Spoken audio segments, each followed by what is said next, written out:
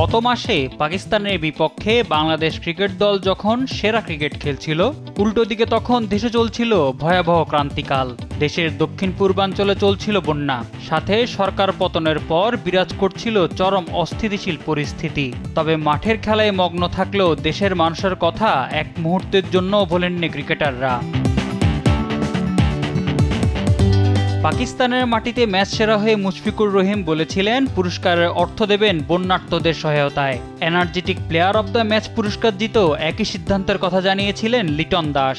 Series শেষে মেহেদী হাসান মিরাজ যখন player of the series হলেন, তখন অনেকেই ভেবেছিলেন তিনিও হয়তো মুশফিক লিটনের পথেই হাঁটবেন, কারণ তখন বন্যা পরিস্থিতি আরও ভয়াবহ আকার ধারণ করেছিল।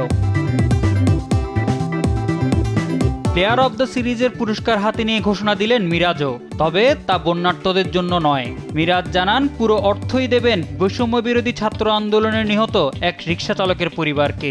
দেশে ফিরেই নিজের কথা রাখলেন এই টাইগার অলরাউন্ডার। মানুষ মানুষের জন্য কথাটা আবারও প্রমাণ করলেন মিরাজ।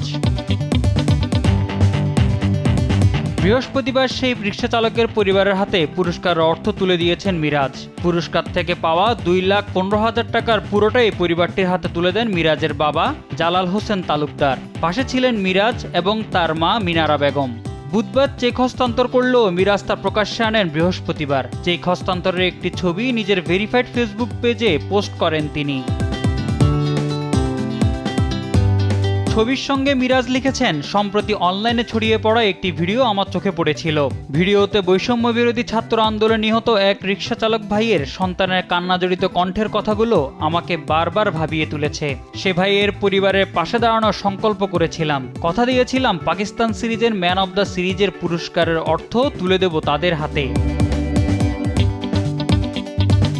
লক্ষ্য পূরণের কথা জানিয়ে ক্যাপশনে মিরাজ আরও লেখেন, অবশেষে লক্ষ্য পূরণ হলো। গতকাল আমার বাবা ও মায়ের হাত দিয়ে এই অর্থ তুলে দিতে সক্ষম হয়েছি আরিয়ান, আরমান ও আমেনার মায়ের হাতে।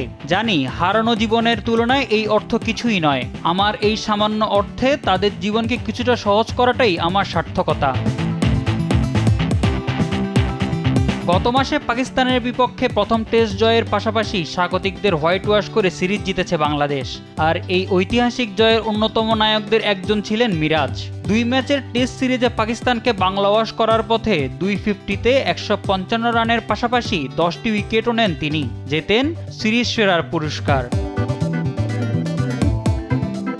মোহাম্মদ সাকিব, স্পোর্টস ডেস্ক, দেশ টিভি।